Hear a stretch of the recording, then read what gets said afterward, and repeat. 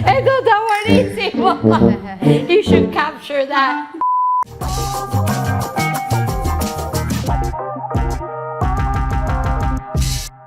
Hi there, Power Ladies. Welcome to another episode of Mari.trilogy. Today we will be talking about mental health. With me today is Michelle del Toral Suarez, my very good friend, licensed clinical social worker and a mental health counselor, and the founder of Refresh and Renew Counseling. Michelle, thank you so much for being here today and for your time. We appreciate you very much. So let's start by talking about the stigma that still surrounds mental health, especially for women. This will be one of many episodes we will be filming on mental health. So we're going to be covering just the basics today. Thank you. Okay, so we're starting off with a very deep topic, stigma and mental health in women. So yes, women tend to have a more difficult time kind of seeking out therapy because in society, women are those people that are supposed to keep, their lives together, keep everything going. They coordinate, they worry about things. They, all the little things that kind of get overlooked by the children or the husband or the family. Women are still taking care of them. So they kind of tend to be the emotional anchors, and women also tend to feel that if they seek therapy, on the other hand, people are going to think that they're emotionally unstable, that they're crazy, that they can't handle that, and they kind of got to keep their persona going. A lot of them try to keep, this private. They don't want, for people to know because they feel that they're going to be judged. They might not be a good mom, they might not be a good wife, or a good friend. And they have this pressure to kind of hold it together all the time, and it's impossible for anybody to hold it together all the time, Yeah, it's kind of like a taboo. They kind of hide from letting other people know that you're actually seeking help for an issue, whatever the issue might be. Exactly. So along with the stigma, there are also a lot of myths. Let's address some of those myths. Yeah. I think one of the biggest myths is that people think that if people find out that they're in therapy, they're gonna think that that they are in crisis, like that their family's in crisis or their relationship is in crisis, or they have something that is so monumental that they need to seek therapy. Some women tend to kind of speak to friends, and use them as a therapist. And at the end of the day, your friends, are your support system for a lot of things, but they're not your therapist. They're not professional. Yeah, and they're not gonna know how to necessarily help guide you necessarily in the right way. Therapy doesn't mean that there's something wrong all the time. I believe that therapy could be like a positive thing. If you want somebody to talk to about the promotion you got, or how good you're doing, or how positive you feel about your job, that's something you can tell your therapist. Be that person that cheers you on. People tend to think that therapy is expensive, but at the end of the day, I mean, if you're going through your insurance, most insurances have a behavioral health plan, or a behavioral health side of it. And if you do, feel that it's too much, there are fee for schedule. You can find a different therapy that is more affordable. So there's a lot of options. There's a lot of options, and it's not necessarily expensive. right? And there's group therapy. You can go to support groups. You can, it doesn't necessarily have to be individual therapy all the time. So Okay. What are some of the common misconceptions about therapy that you'd like to break down and let our viewers know? Well, that being one of them, that people feel that if they go to therapy, there's something wrong with them, that they only have to go to therapy if they're having a crisis or a problem. And that's not the way it is. You need that therapist to kind of be your support system sometimes too. Even to process things you go throughout the day that, things that are making you feel uncomfortable. You're not going to necessarily talk about that with your friends, just because you feel uncomfortable, but there might be something behind why it's making you feel uncomfortable, that might be overlooked, you know, that maybe a therapy might help you see that, yeah, that's what's going on, you know. I understand. So now let's jump into understanding women's mental health specifically. We go through so much on different levels. But now shifting to everyday life, women often juggle so many roles, like you had mentioned. Absolutely. Let's talk about the pressures behind the scenes. I know personally, I remember when I traveled extensively all over the world for my job, I got to the point where I was broke down because I wanted to be the perfect wife, Right. the perfect mom, the perfect daughter. And it got to the point where it really put a lot of pressure on me. So what are the pressures behind the scenes, and how do social pressures like balancing career and family and relationships impact women's mental health differently than men? Yeah. So, like I said initially, women tend to be the emotional anchor, you know. They have to be the one that kind of holds it together. They're the ones that make life flow easily, you know. And when your life isn't flowing easily, how are you going to make anybody's life flow easy, you know? So there's a lot of social pressures for women, you know. Women feel, like you said, you feel like you had to be the perfect wife, the perfect mother, nobody's perfect, you know. No. It's the appearance that people give, you know what I mean? If you know, and if everybody continues to try to want to put that perfect appearance out there, you know, then nobody's going to know that it's normal not to be perfect, you know. Exactly. Well, that one in specifically is another big pressure now, is that image look. You know, everybody wants to look perfect and beautiful, and you know. Yeah. And women, what I feel today is that they compete against each other. You know, and that shouldn't be. We should be here to support each other, not compete against each other. Correct? Absolutely. So with all those pressures, and burnout feels almost inevitable, how can us women spot it early? So there's a lot of little signs. Is there a pattern? The leading up to? Everybody's different, you know, everybody's different, you know. So some people, you might start seeing that little things start making you irritable, you know. You might start seeing that, you know, you're waking up in the morning and you have like zero motivation to get out of bed. You don't want to go to work, you know. You're sick, but you can't stop being a mom. You can't stop, you know, being a wife. You can't stop being a daughter, you know, and you still got to do it, you know. So it's that feeling of not wanting to do it, of kind of feeling like you're out of your body, like you just like, oh, I just want to stay here. You know, you start to see these little signs. Not feeling happy. If you're not feeling happy, if you're just living your life in like a routine every day and you don't see any excitement in anything you do, if you're not present, if you're not mindful of what you're doing, you know, that's a sign that maybe you should kind of start working on you, on your self-care, you know? So Motivation. motivation. No, there's no motivation for anything. Yeah. Things can be going perfect and you're just out there.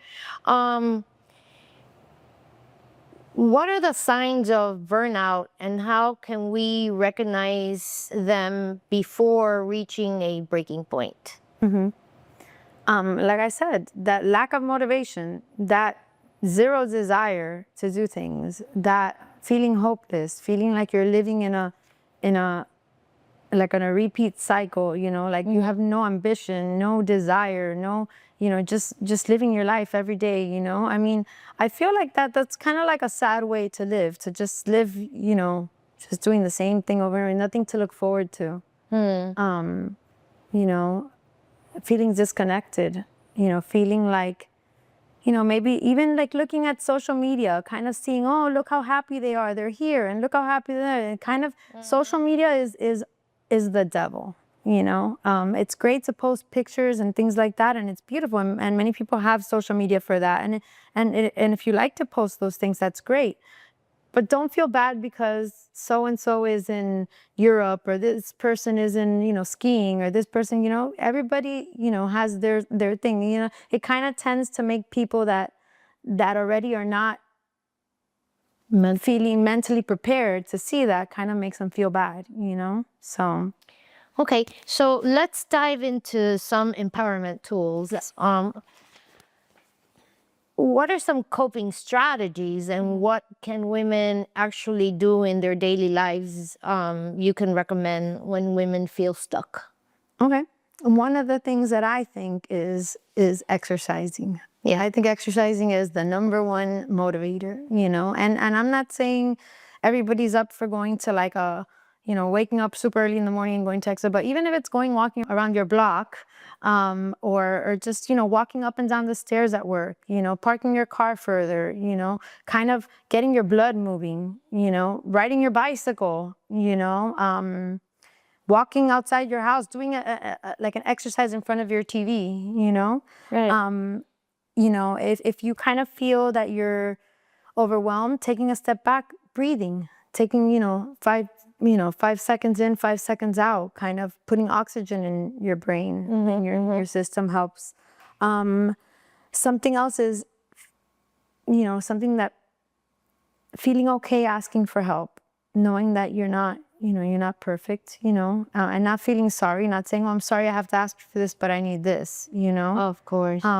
I think that taking yourself out of your comfort zone is important. And I'm not saying going from 0 to 100 all at once, but doing things that kind of make you uncomfortable a little bit at a time to kind of, build your confidence. Of course. I did that. I did that, and I didn't think I was going to be able to do that. Yeah.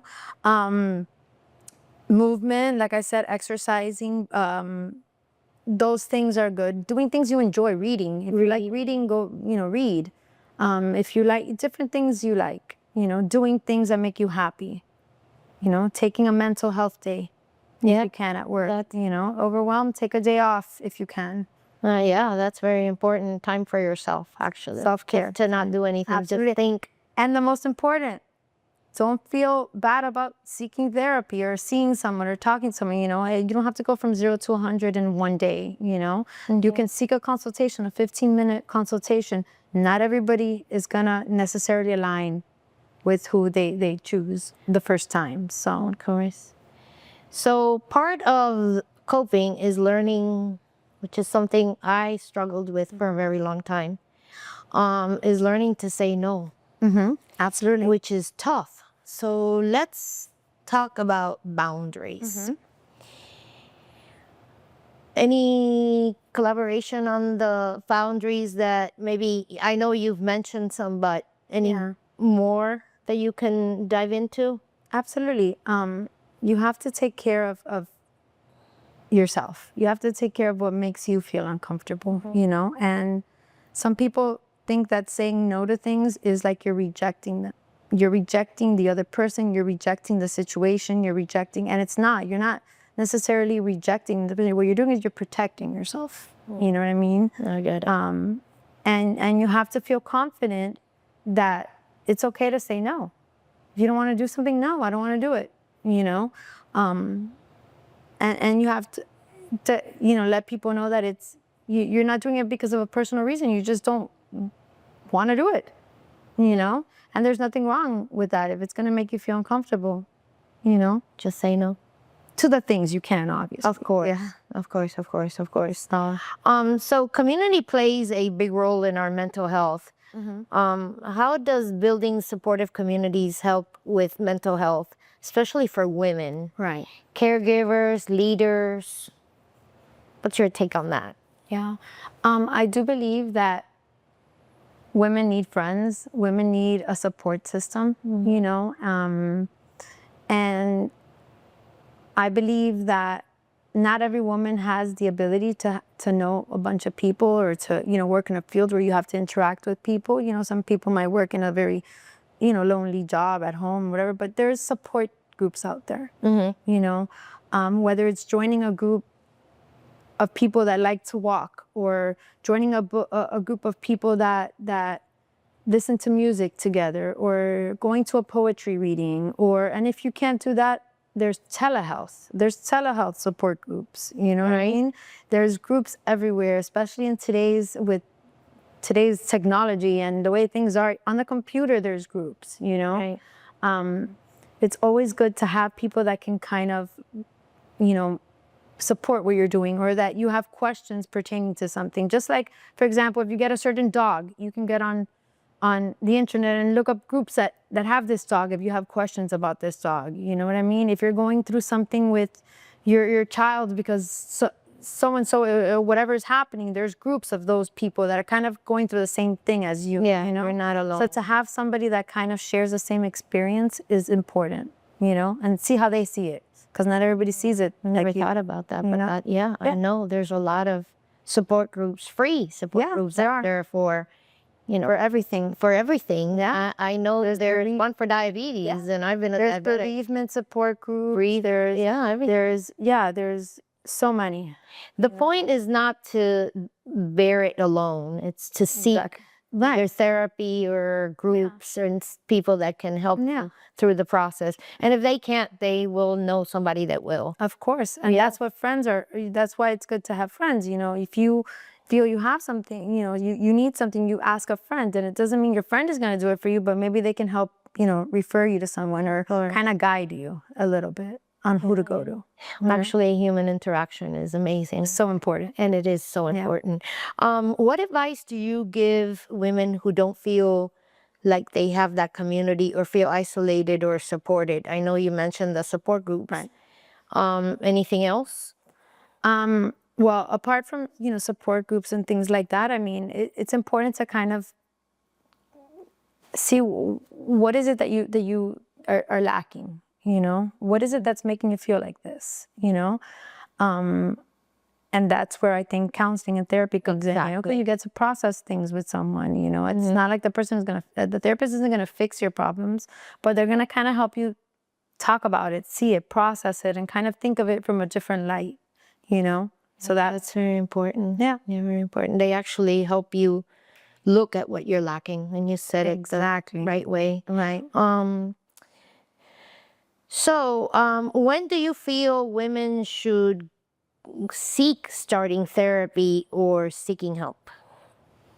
Again, that changes for everyone, you know. I think that when what they're experiencing, their mood, their anxiety, their depression, their, you know, past trauma could have caused them to have certain fears that, you know, others don't. You know, when that starts impacting your daily life, when you can't live a regular, you know, a normal life, when your life isn't going it's not making you happy, you're not seeing anything positive in your life, it's time to seek help. You know what I mean? But on the other hand, you know, when you don't feel like you're getting, you know, the support or the recognition, or you feel like you're working extra hard and it's going unrecognized, that's when it's time to seek therapy or counseling, you know what I mean? Because it doesn't only have to be because you're kind of going through something negative, you know? It could be somebody that's just there for you along the way. Or it's your perception of the issue. Right. Everybody else's. Yeah, that's so true. So thank you very much for sharing such valuable insights. Like I said, ladies, this is going to be a little piece of our mental health issues and our episodes. There are going to be a lot more coming through. We're going to touch on every mental health issue that women face. So trust me, stay tuned. Thank you so much, Michelle, for being here today. She's actually one of our expert panels that will be presenting in our upcoming Empower Her event on January 29th on Kitchen 57. I hope everybody joins and get their tickets. Do it on time because they're going fast. Thank you again and have a good one. Thank you.